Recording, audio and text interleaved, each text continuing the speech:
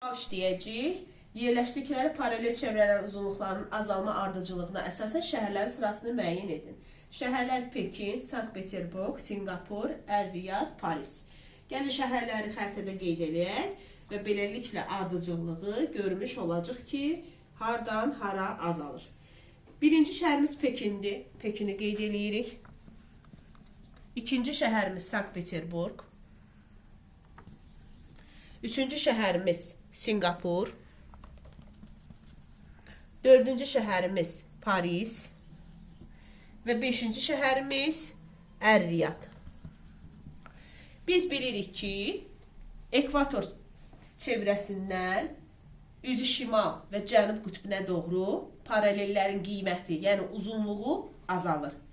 Ona görə də azalma ardıcıllığı bu cür olacaq. Singapur, Əl-Riyad, Pekin, Paris, Sankt-Peterburg.